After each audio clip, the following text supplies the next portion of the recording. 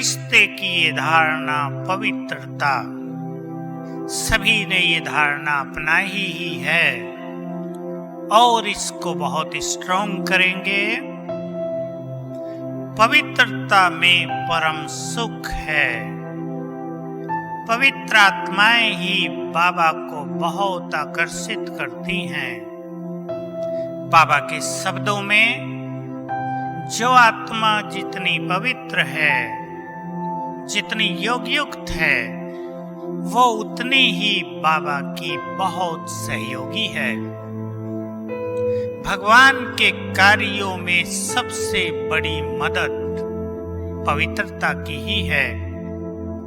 हमारी सेवाओं में सहज विकास हो, इसका आधार भी पवित्रता ही है। इसलिए सभी जो बाबा के नए बच्चे भी आए हैं, अपने अंदर दृढ़ संकल्प कर लें, अब ये पवित्र जीवन ही हमारा जीवन है। संसार की राहों पर चलकर देख लिया, हजारों साल से जिन राहों पर हम चल रहे थे, अब राह बदलने का समय आ गया है। परमात्मा आज्ञा है, न केवल उसकी आज्ञा, लेकिन वो हमें हमारे मूल स्वरूप पर ले जाना चाहते हैं। हमें संपूर्ण सुख प्रदान करना चाहते हैं। सभी आज बाबा को पुनः वचन दे दें, अब हम तुम्हारे पवित्र बच्चे। हमारी पवित्रता को संसार की कोई भी मायावी शक्ति हिला नहीं सकती। पवित्रता की स्थिति बढ़ते बढ़ते ही जीवन विघ्नों से भी मुक्त होने लगता है, क्योंकि आप सब ये अपने जीवन का यदि एनालिसिस करें, अनेक घटनाओं का विश्लेषण करके देखें, तो सबको स्पष्ट हो जाएगा कि अपवित्रता ही सभी समस्याओं का बीज है। ब्राह्मण जीवन में भी सुख समय पवित्रता ही विघ्न पैदा करती है। जीवन में, परिवार में भी विघ्नों का प्रवेश हो जाता है। पवित्र आत्माओं की सुरक्षा होती है बाबा की ओर से। हम सभी इस धारणा पर बहुत ध्यान देंगे। तीसरी बात, उपराम रहना। संसार के आकर्षणों से परे रहना, ये वही आत्माएं कर सकती हैं जो एकांत में स्वयं से बात करें, जो स्वयं को आत्मिक सुखों की ओर ले चलें। हमें अपने से बात करनी है।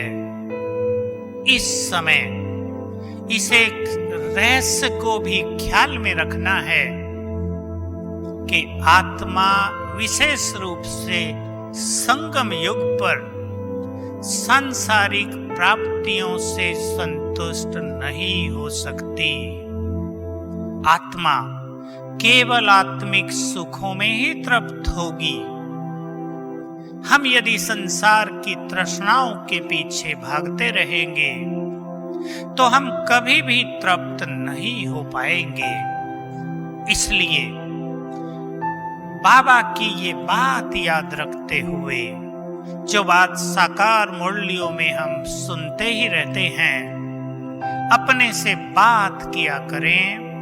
हमारा ये 84 जन्मों का खेल पूरा हो रहा है।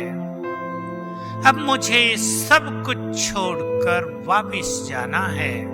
एक बार केवल रोज स्वयं को यदि हम ये याद दिला दें बहुत गहराई से, जो कुछ दिख रहा है, जो कुछ हमारा है, जिस पर हम अपना अधिकार समझते हैं, वो सब छोड़कर हमें वापिस चलना है। उपरामता आएगी, संसार के आकर्षण पीछे छूटने लगेंगे। साथ ही साथ हम अपना पुरुषार्थ बढ़ाएं, सभी के लिए निस्वार्थ प्यार और शुभ भावनाएं रखने के लिए। बहुत बहुत इम्पोर्टेंट है लौकिक जीवन के लिए भी, सभी आत्माओं के लिए। आप अपने परिवार से प्रारंभ करें। सब आत्माएं हैं, हम विश्व कल्याणकारी हैं, हम बाबा के बच्चे प्यार के दाता हैं। हमसे सारा संसार सुंदर वाइब्रेशंस प्राप्त करना चाहता है। हम ही हैं जो परमात्म वाइब्रेशंस संसार को दे सकते हैं, जो न भक्ति से मिलता न आचार्यों और गुरुओं से मिलता है।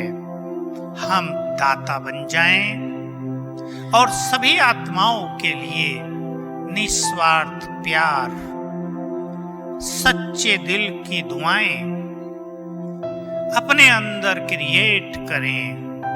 हमारे अच्छे वाइब्रेशंस सबको प्राप्त होते रहेंगे। आप अपने घर में ये छोटा सा प्रयोग करके देख लें। सभी के प्रति प्यार की फीलिंग और शुभ भावनाओं की दृष्टि, आपका परिवार बदल जाएगा, उनके एटीट्यूड्स बदल जाएंगे, उनके व्यवहार बदल जाएंगे और यही चीज होगी जो हमारे जीवन को योग युक्त बनाएगी। बहुत आत्माएं अच्छी मेहनत करने के बाद भी योग में सफल इसलिए नहीं हो पाती क्योंकि उनका चित्त निस्वार्थ प्रेम और शुभ भावनाओं से भरा हुआ नहीं रहता। तो आज हम सभी ऐसा अभ्यास करेंगे। एक बहुत और सूक्ष्म चीज पर ध्यान दें। हम बाबा से इतने वाइब्रेशंस प्राप्त कर लें कि हमारे इस शरीर की स्थूलता लोप होने लगे। हमें शरीरीपन का इतना अभ्यास बढ़ा दें कि हमारे इस शरीर से ही चारों ओर प्रकाश फैलने लगे। बाबा ने बहुत सूक्ष्म बात पिछली मुरली में कही थी। तुम यदि फरिश्तेपन के अभ्यास करते हुए किसी से भी बात करेंगे तो उन्हें तुमसे लाइट ही लाइट दिखाई देगी। सेवा तेजी से वृद्धि को पा जाएगी। इस तरह